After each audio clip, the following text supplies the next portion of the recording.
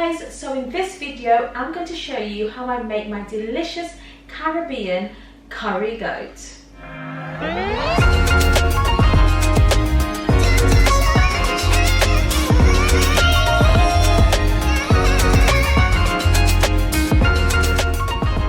the first thing we're going to do is to wash our meat. I always wash my meat, chicken or fish, before cooking it. I'm going to add a couple of tablespoons of flour, and there's a lime in there, and I'm going to add another one in a minute. And the flour really helps to take off all the really slimy bits on the meat. It really helps to clean it really well. And this is something I've learned since I was about 12 from my grandma and the older generation in my family. And of course, once I'm finished washing the meat, I'm going to clean the sink with antibacterial spray. So just going to add another lime, and try to avoid the lime seeds from going into the food. It's not very nice having cooked lime or lemon seeds in the food. So the limes really help just make the meat a lot fresher. So I'm just going to drain this water now. And it's good to take off all these little fatty bits. And I know not lots of people like bones, but the bones do add flavour to the food. So we're just going to add a bit more water and drain this again. That's our goat meat ready to be marinated. So I'm just going to take all these lemon pieces out of the sink, and we're going to spray the sink. It's so important to clean the sink afterwards to prevent cross-contamination. I'm just going to transfer this meat over.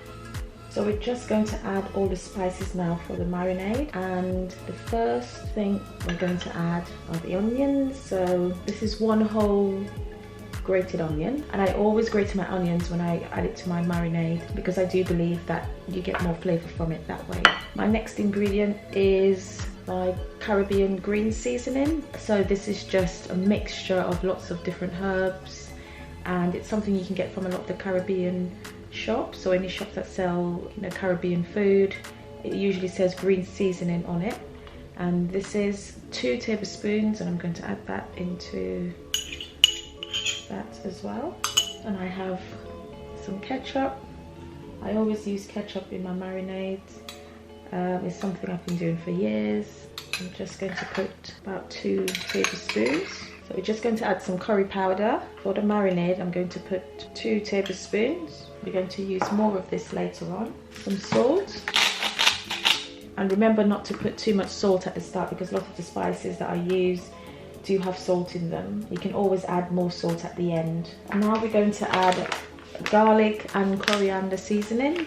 And usually, I love cooking with coriander, but not everyone likes coriander, and I've got 2 members of my household that do not like coriander, fresh coriander. So I usually use the powdered form because they don't notice it. They don't get the taste, so it's okay. So if you've got anyone in your household that do not like coriander, then the powdered version works really well. So I'm going to add 2 teaspoons of this garlic and coriander. Just going to add some dried basil, some dried thyme, and these will just add extra flavour. I always like to add really nice flavours to the food because the taste at the end is so important to me. I'm not one for bland food. I really do not like bland food, so I like to add enough spices so you can get a really lovely taste at the end. And I've got some bay leaves here, so I'm just going to put about that much in, a bit more, or just in little pieces. And I've got some Maggi liquid seasoning, and I'm just going to add a few drops of this. And now onto a few more of the powders. So in here I've got all-purpose seasoning, garlic powder, black pepper, curry goat seasoning, which is really lovely in your food. I do think there are chilies in there. Don't use too much of it, don't go crazy with it, because if you've got little ones eating it, or anyone who can't tolerate lots of sort of spice, you know, hot hot chilies, then don't use too much. I've got 3 teaspoons of it here, and I've got some tropical seasoning and a bit of lamb seasoning. And just in this little corner here is a bit of fresh garlic. It's about one clove of sort of grated garlic, and I'm just going to add all of that in.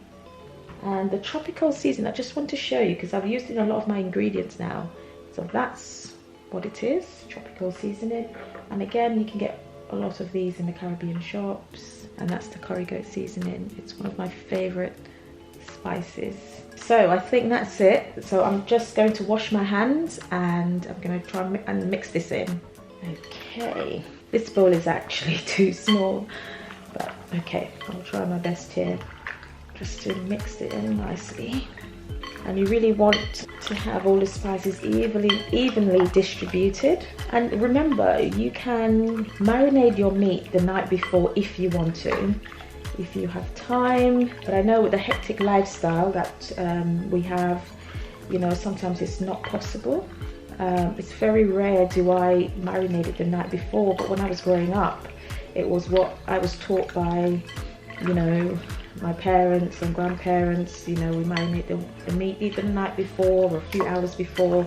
And I think the whole idea is that the meat will absorb a lot of the spices, but I've learned that you could do it either at the start or at the end of it. So what I mean is when you cook the meat or the chicken or whatever it is you're marinating, once you finish cooking it, if the food is sat there for an hour after you've cooked it, it absorbs the spices in the same way. You know, it's a bit like leftover food. If you eat it the day after, it tastes even better because all the spices, the meat has absorbed all the spices. So you don't always have to cook it straight away.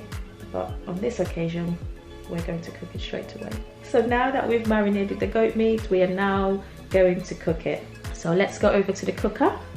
Okay, so I'm going to add some coconut oil, but please feel free to add whatever oil you've got. You can use vegetable oil, sunflower oil, rapeseed oil, but I cook with coconut oil because it's supposed to be healthier for you. Okay, so that's about a couple of tablespoons. And so we're just going to add a couple of crushed garlic. Let that fry. And this is where we add more curry powder, tablespoon of curry powder. And that smells really lovely, the garlic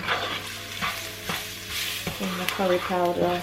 And usually what I'm looking for here is just for the curry powder to go a bit sort of dark brown. So I think that's ready for the goat meat. So I'm just going to put that in now. And you really want it to be on a slightly high heat when you put it in. I'm just going to give that a mix. And that just needs to build up. The heat just needs to build up now. So I'm going to cover this, and then I'm going to come back to it again in a couple of minutes to give it another stir. Right, so I've left it for a couple of minutes, and I'm just going to give it another stir.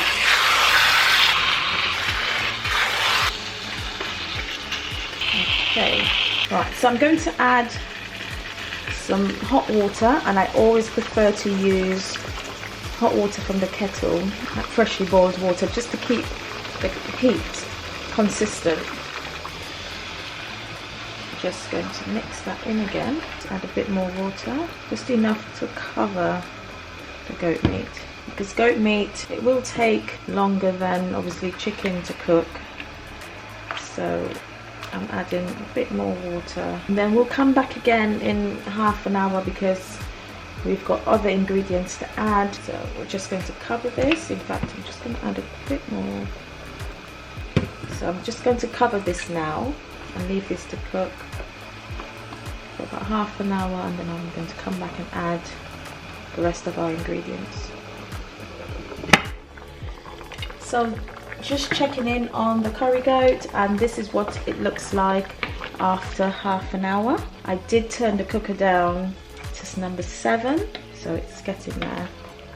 So it's been about 40 minutes now since the goat has been cooking, and I'm going to add a few more ingredients now. The first one is the onion, and if anyone has a remedy for me for preventing your eyes from burning when cutting or grating onions, please connect with me down below, comment and let me know and share it with me. That will be great. And I think my youngest daughter would appreciate that as well, because she loves cooking but she always moans about the onions burning her eyes. So we're just going to add that in, and I've got some chopped potatoes here, and that's about 2 large potatoes, and the potatoes is really just for the sauce, really helping to sort of thicken the sauce. And I've got some butter beans, and this is 1 can of butter beans. So you don't have to put the butter beans in, but it's extra nutrients, proteins, however you want to see it,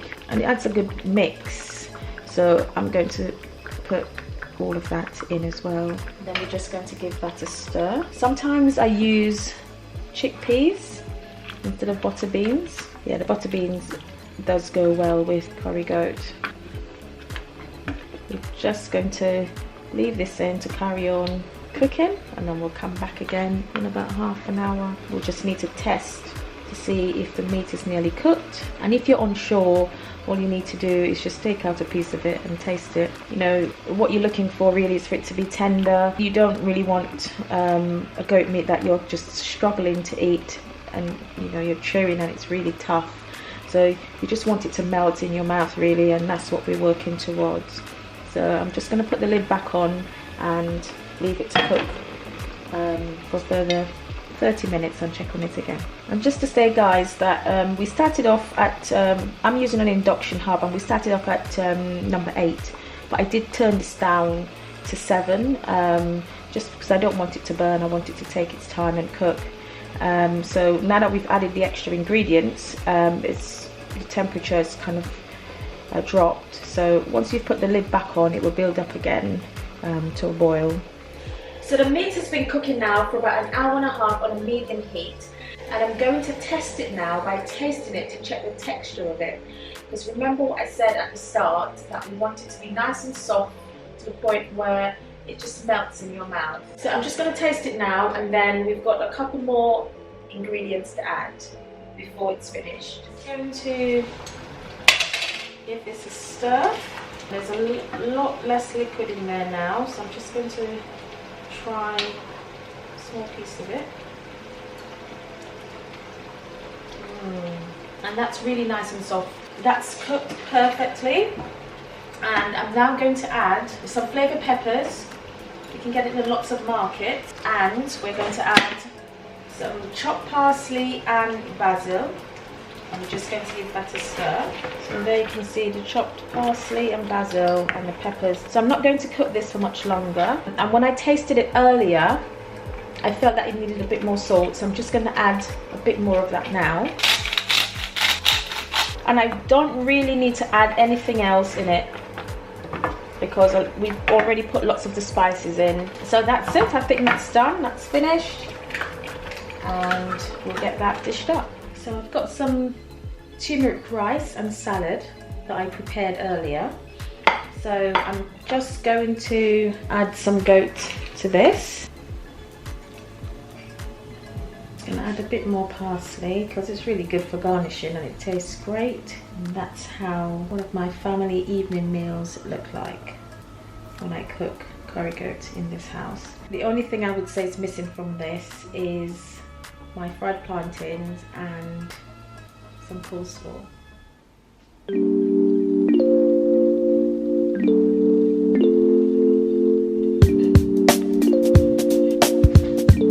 So guys, I'm going to get stuck into this. I am super hungry and I have not had curry goat now probably for about a couple of months. So this will be great, and it's something that I cook on a sort of occasional basis maybe, especially if I'm hosting, I'm having a party. I know a lot of my friends and family do look forward to having it on the menu, so I do sort of cook it then. This one is really lovely.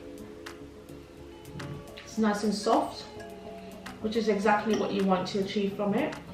And when I'm serving this as a family meal, I often do mac and cheese, coleslaw, plantain, the full sort of Caribbean spread, because my girls loves it. But do check out my other videos. I've got recipes for mac and cheese and lentils, which I would sort of normally serve with this, and coleslaw. Honestly guys, this is super tasty.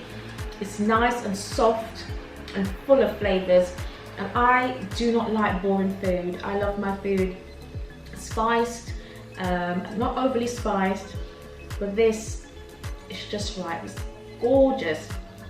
So do try my recipe and comment down below and tell me what you think, because I know you would absolutely love it. So that's it guys. I hope you've enjoyed watching. Don't forget to like and subscribe and follow me on my other socials, and please check out my other videos on food, family and lifestyle. Thank you for watching. See you next time.